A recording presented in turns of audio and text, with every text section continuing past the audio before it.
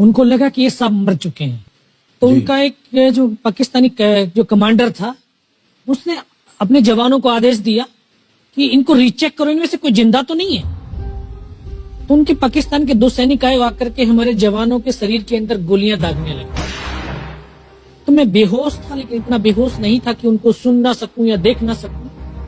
तो जब मेरे सामने वाले साथी को जो सीने में आकर 4-4, 5-5 जो राउंड के ब्रस्ट मारे, डेड बॉडी ऐसे उछलती थी ऊपर की तरफ, सामने वाले को मारा, बगल वाले को मारा, मैं भी इस तरह से ऐसे पड़ा हुआ था। उसने फर्स्ट में यहाँ पर ब्रस्ट मारा, फिर मेरे पैर में 2 जगह पे मारा। उसको मैं देख रहा हूं कि धुआं निकल रहा है, लेकिन उस गोली की पीड़ा को चुपचाप पड़ा सहता रहा और उनको यकीन हो गया कि इनमें से कोई जिंदा नहीं। फिर बहुत गालियां दी, बूट की ठोकरें मारी। फिर काफी देर के बाद में उनका जो कमांडर था उसने बोला कि इनके वेपन उठा लो, और नीचे जो हिंदुस्तान का पोस्ट है उसके ऊपर दूसरे जो उनके साथी थे उनको सूचना दिया, उसके ऊपर कब्जा हमला कर दो।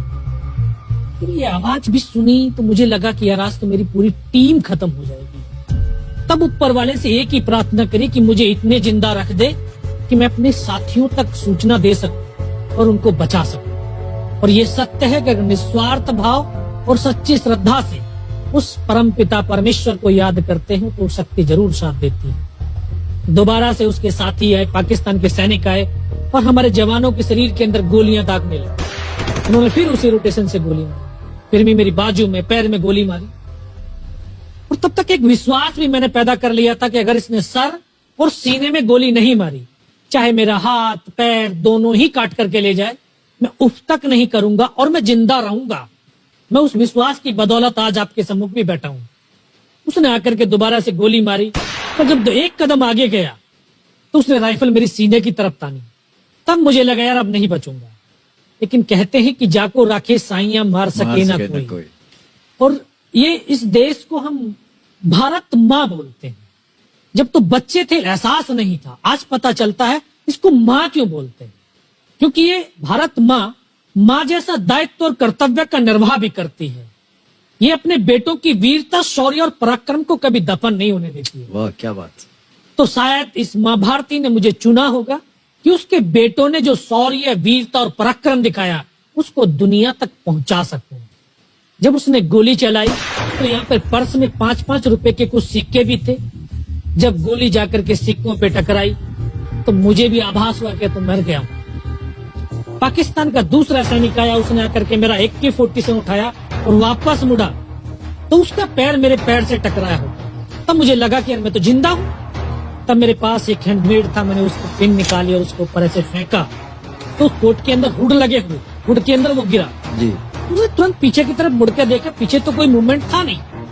तो जब तक वो ग्रेनेड को निकाल पाता ग्रेनेड फट गया, यहाँ से उसका पूरा सर उड़ा और वो हमारे ऊपर आकर के गिरा। जो पाकिस्तान के दूसरे सैनिक थे उनमें खलबली मची कि इनमें से कुछ जिंदा है, कुछ बोले जिंदा नहीं, नीचे से रिइंफोर्समेंट आ गई है। तो उनमें खलबली मची। मेरा पास वही एक मौका था, मैंने दोनों हाथों से उसकी राइफल को उठाने की कोशिश करी, ये हाथ हिला नहीं। एक हाथ से राइफल उठाई, वहां से ब्रस्ट फायरिंग किया, 4-5 पाकिस्तानी सैनिकों को मौत की नींद सुला दी।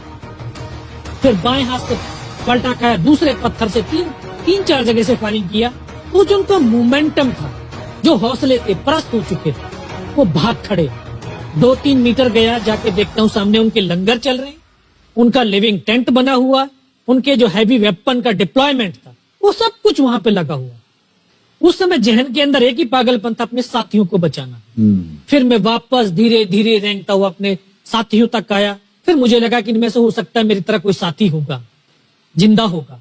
उनको देखा, किसी का सर फटा हुआ था, किसी के फेफड़े निकले हुए थे। बहुत देर बैठकर रोया भी, फिर अपने आप को संभाला। चारों तरफ बर्फ ही बर्फ, पहाड़ी पहाड़। ये भी पता नहीं कि हिंदुस्तान किधर है, पाकिस्तान किधर है। 2.5 साल की सर्विस, 19 साल की उम्र, न उम्र का तजुर्बा न सर्विस का अनुभव, जाऊं तो जाऊं कहां। तभी एक ऐसी शक्ति थी जो साथ दे रही थी। जब इसी शक्ति का आवाज हुआ, उसकी आवाज का आभास हुआ कि बेटा इस नाले से नीचे लुढ़क जा, मैं बहुत 500 मीटर लगभग नीचे रोल करता हुआ आया और अपने साथियों जो नहीं चढ़ पा रहे थे दुश्मन की भारी फायरिंग की वजह से, वहां तक पहुंचा। फिर उनको उन्होंने मुझे पकड़ा, वो फर्स्ट एड दिया। फिर वहां से जो हमारे कमांडिंग ऑफिसर कर्नल कुशाचंद ठाकुर, फिर उनको सूचना दिया।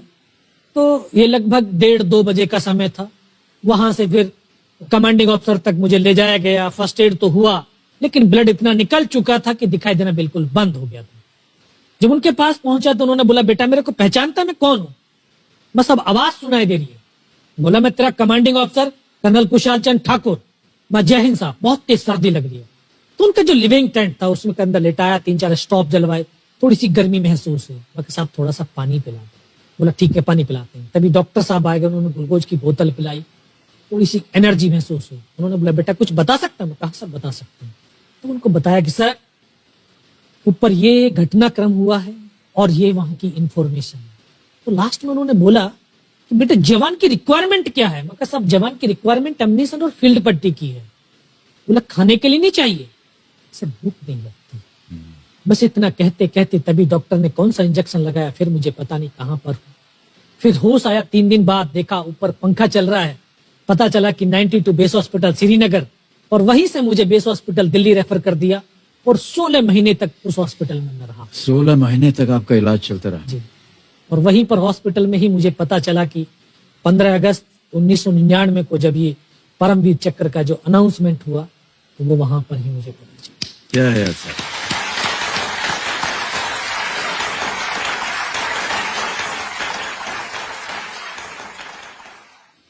सर हमको यकीन नहीं होता कि कोई भी इंसान जब ऐसी परिस्थितियों से गुजरता है तो उसका बयान कैसे कर सकता है, लेकिन ये आपने अपनी बहादुरी का एक परचम जो है वो फैला दिया है। 15-15 गोलियां आपने खाई हुई अपने शरीर में और सोच रहे हैं आप केवल देश के बारे में, सर देशभक्ति के बारे में। सैनिक के लिए सैनिक इंपॉर्टेंट नहीं है, उसका राष्ट्र इंपॉर्टेंट है। वो रहे ना रहे लेकिन उसका राष्ट्र रहना चाहिए। क्या बात है, वाह वाह। न केवल आपने इतना बड़ा योगदान दिया बल्कि आपके जैसे कह रहे थे कि आपके बहुत से अच्छे मित्र जो थे, जो आपके साथ टीम में थे, वो भी शहीद हो गए।